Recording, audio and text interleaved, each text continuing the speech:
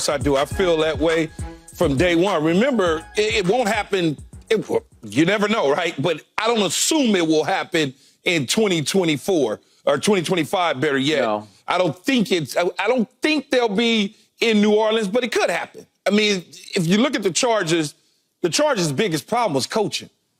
Coaching was the biggest problem. Yeah. I mean, obviously the quarterback got hurt later on in the season, but the coach didn't do him any good at all. Yeah. When I look at this, when I look at it, he's already, as I said before to you guys, when this all conversation started about a month or so ago, I said, man, he's going back to the NFL. And the reason that he's going back to the NFL is because he's already reached the mountaintop in college football to a degree multiple times, whether it's at Michigan or Stanford, turning the program around. In each stop that he's been at, when you look at his first year at Stanford, 3 more wins than the year before, okay? His first year at the 49ers, 7 wins the year before, after he took over. Then his first year at Michigan, 5 more wins than the year before. So he's done a lot in college, in that college space. He has not reached the mountaintop in the National Football League. He got there, but getting there, like Michael Irvin doesn't understand, nor does he even have an inkling of what losing the Super Bowl feels like. And neither do I. True. And neither do I. I don't need. Michael been 3, I've been 1. I have no idea. Thank God. I had to watch the people watch us with the confetti falling on the field. He had to watch his brother, win a Super Bowl against him. So for many years, you don't think that's been eating at him to get back into the National Football League space? So now at the dinner table come Thanksgiving or whenever they chop it up for dinner, there's a conversation that's being had where, well, I got one too. Well, I got one too. They want to have that conversation. It doesn't want to be, well, yeah, you won a national championship in college. You still are beneath me because I did it at the highest level. So when you start to shape your staff, all of those sort of things for Jim Harbaugh is factored into who he brings, who's he going to hire, what he's going to do. Because you best believe, Skip, he is thinking about one thing and one thing only, and that is getting to the Super Bowl and winning it this time. And not just playing in an AFC championship game 3 years in a row or playing in an AFC championship game, getting to the Super Bowl, and then losing to somebody. So no matter how we look at it, he's in the AFC conference now, too. It's going to be interesting to see this matchup between Baltimore and the Chargers every single time they play. You're going to have the Harbaugh conversation come up between the two brothers. Yes, you will. Listen, Go, Michael. let me tell you something. We are so fortunate to have had this happen as is. Now, this is exactly what everybody wanted. Now, to first start with what Key was talking about, why he's here. Let me tell you how I always meet anybody that's moving to a new spot. I ask, what made you move? And if someone says to me, I just needed something, just move. I look at them with a funny eye. Because all of us are running from something or we're running to something, but we don't just move for nothing. You see what I mean? So in this case, I believe Jim Harbaugh's running from something and running to something. That's why I love when Key brought up losing the Super Bowl to his brother because, and y'all saw all those Harbaughs there on championship night when he won that Super Bowl. You know, they're a tight family. They all look just alike. So you know they're a tight family. And there's some great competition in that family. So to get a chance to come back and have another opportunity, not this time to meet his brother in a Super Bowl, but he will meet him in those AFC championship games if they get, when they get there. When they get there, he will meet him. We will have great battles now, not just in these regular season games like we've seen between a Justin Herbert and a Patrick Mahomes, and then a Justin Herbert and a Joe Burrow, and then a Justin Herbert and a Lamar Jackson, because this man will help Justin Herbert get into those conversations. and help Justin Herbert, where I say he's always slacked out. Yeah, he has all that great talent, and everybody talks about it, and we all love him and everything. But in big moments, he comes up small. And right here, right there, all that old shoulder padding and shoulder hitting that Harbaugh does, he's going to take all of that away. He's going to give him new stuff every time he hit those shoulder pads before he goes out and say, we got this, and he'll be better in that area. They will turn this around fast. They got all the talent in the world. Yes. What Jim Harbaugh brings is a togetherness, and I'm telling you, they will do that fast. And Skip, this is going to be a great division to watch. They got great coaches and great quarterbacks. You know, Skip, this reminds me, of 1996 after Parcells went to the Super Bowl, and he lost the Super Bowl, but he didn't get back on the plane. He came to the New York Jets. This reminds me of that because we went to AFC Championship game with the same team. We went to the AFC Championship with the same team, and only thing we changed was the coach. And like Michael just said, they got all the talent. They got talent. Now they got to figure out some stuff, stay healthy here and there. But they got talent on the field. Yeah. And now you got a coach that can bring the best out of that talent. Yes, you do. All right, so Keyshawn, back to your first point. You did call this. I thought maybe Jim would stay at Michigan, but I also couched it with, unless he thinks the NCAA is still going to come down and down and down on his head, and I believe they're still trying to come down on him as we speak. Right, down on Michigan. That's why he's running from that. He's running from that. Okay, he's running from that. From that. From that. Keyshawn, when J.J. McCarthy declared for the draft, when he still had a year of eligibility left at Michigan, I said, whoops.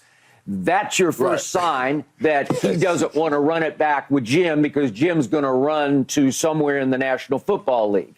So I wanted to give you props for that. You were correct about that. So then you look at this job, and it's funny, Keyshawn, because you always talk about the Chargers like they're the Clippers, like they're a stepchild of Los Angeles, like they have a sort of a loser's mentality, but like are they not? Loser's syndrome. They were past tense until now, because this guy's going to change that. Would you agree? I think there's a strong possibility, Skip, that the Chargers got it right. Let's just say that. Yeah. Let's say there's a strong possibility that they got it right. They got it right once before in San Diego when they hired Bobby. Oh gosh, I can't think of it. Georgia Tech coach. They hired him. They went to the Super Bowl. They finally got it right. But since then, they hadn't been getting it right. They got to the Super Bowl and got blown out by Steve Young and company. Bobby Ross. Bobby Ross. Thank you. Okay. The point is that Jim Harbaugh looked around the NFL landscape, and to your point, he was San Francisco's coach for 3 years. And if you look at that track record, he was 44-19-1.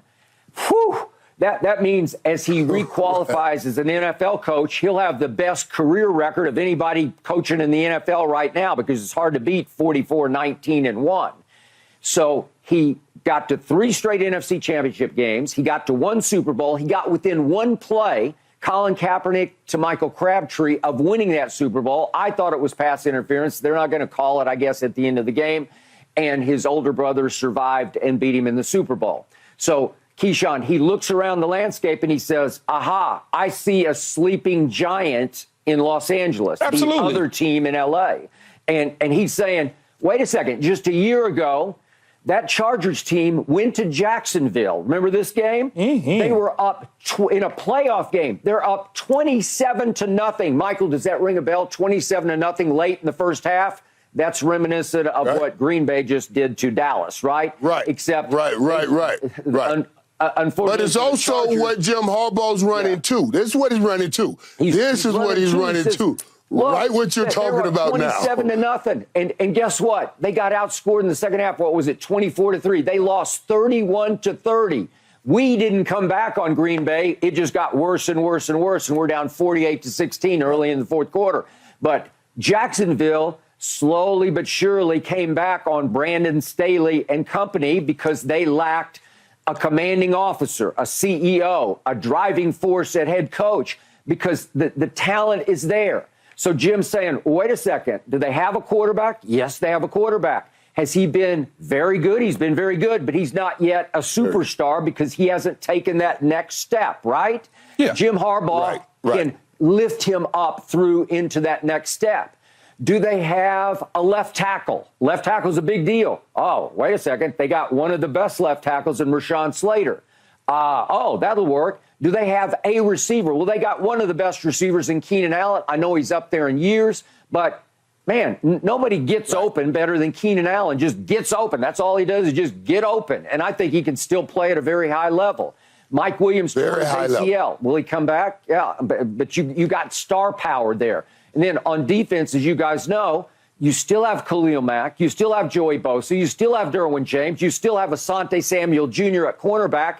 Those are key pieces that you can immediately build around this coming year as you transition with the 5th pick in the draft. You got the 5th overall pick in the draft. Well, that's a pretty good start, right? And Jim gets to pick, his own GM next year. So because they don't have one, so he gets to handpick the guy that he will work with, who will work under him. What a beautiful setup! No, it is. It's a great setup. Every single year for the last 3 years or so through this cycle of NFL hirings, Jim Harbaugh, for the most part, has flirted, interviewed, sidebar, whatever, with teams. Last 2. And this is now finally the landing spot. But it was a landing spot for a lot of coaches. But a lot of coaches didn't get the opportunity to go into the Chargers facility, have meetings, look up and say, hey, because they offered the job to Jim Harbaugh, and Harbaugh accepted it. And one of the main reasons he accepted it is because they do have a quarterback. And as I continue to keep saying over and over and over and over again, if you don't have a quarterback in the National Football League, you are going to lose and lose a lot and get fired. He landed in a perfect spot at the quarterback position. If you go back and Skip, you said 3 years, he was in San Francisco for 4 years.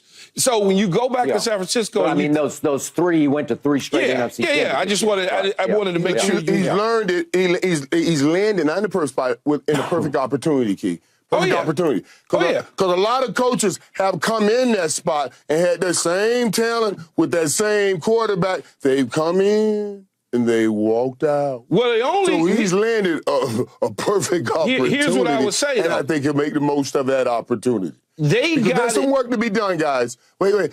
There's some work to be done here. There's some work to be done, to be honest with you. Now, you just talked about it, Keenan Allen. I'm talking about, we're talking about it as the Chargers are, and they do. They have great talent, there's great opportunity. But they're going to have some cap issues, So now, what I think is great for Justin Herbert is, for Justin Herbert in the Chargers, is once you get this man in your locker room, you'll have a chance at keeping some of those guys that you may have had, you may were going to lose. Because now they'll be like, whoa, I want to be a part of this. I may be willing to work a deal out. I may not want to leave anymore. So he has to go and do that kind of work too, but I guarantee you some people will be buying in.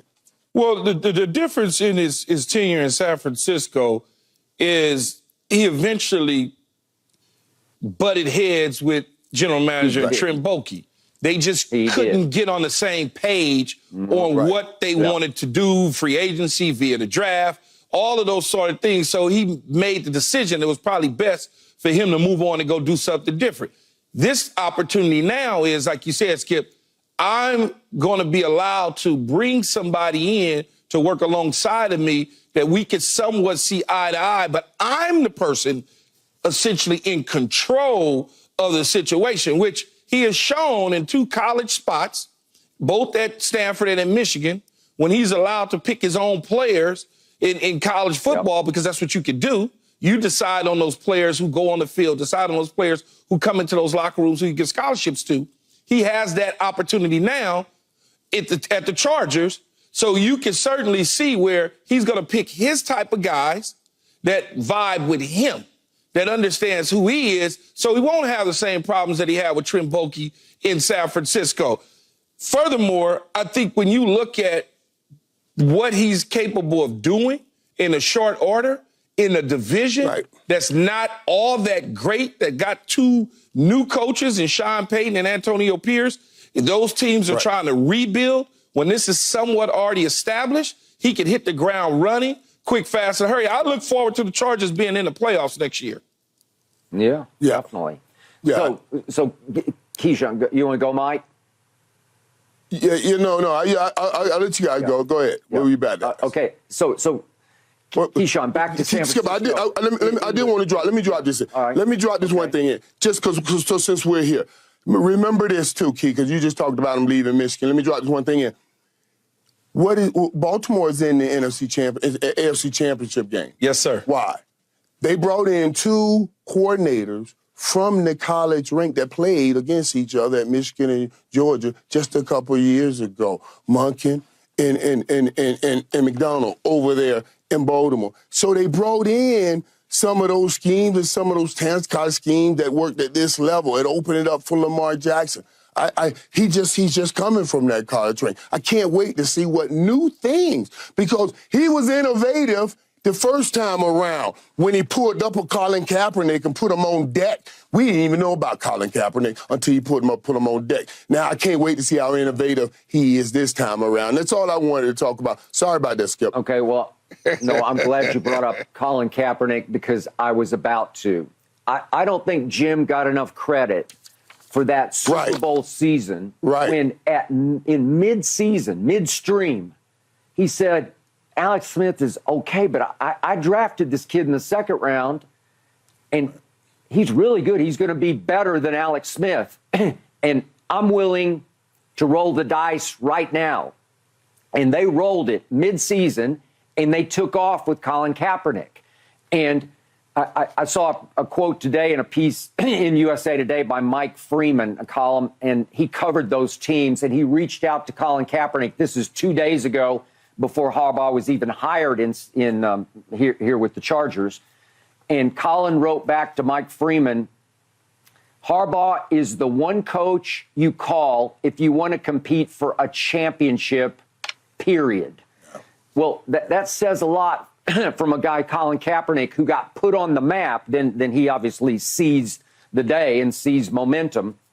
But Jim made an all-time gutsy decision and had real vision, because his team took it up a whole nother level with Colin throwing and running the football for them. And the offense became much more dynamic. And I don't think Jim ever got enough visionary credit for the courage it took to pull that move off. Okay, so the courage, it's interesting you bring this up, Skip.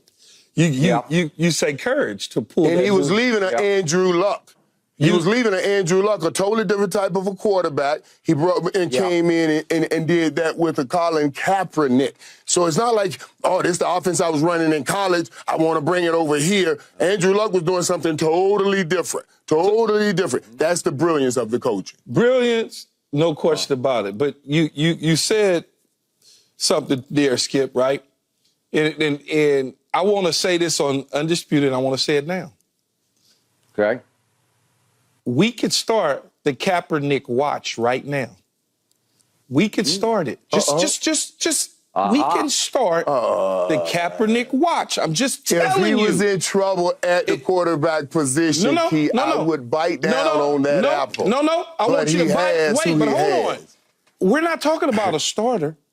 We're talking about an opportunity as a backup to somebody that he knows, he understands, he still has a relationship with, that he deals with, that he tried to help get into the National Football League again. I'm just saying, way too early in this conversation to be driving it down this road. I'm just telling you, I'm going to start the watch right now, Skip. I'm just telling you. Okay, I like it. That'll be the one clip. This will be the one clip. Out of all the talkings of Jim Harbaugh today, this will be the one clip that everybody will play. So are you going to tell me, are you getting ready to tell me that I'm far off?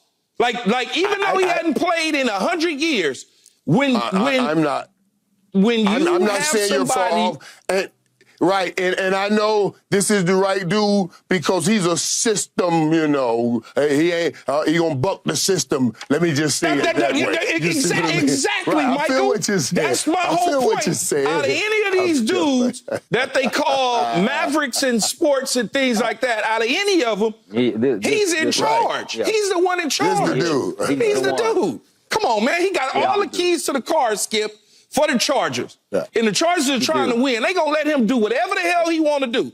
Right. Absolutely. Right. Yep.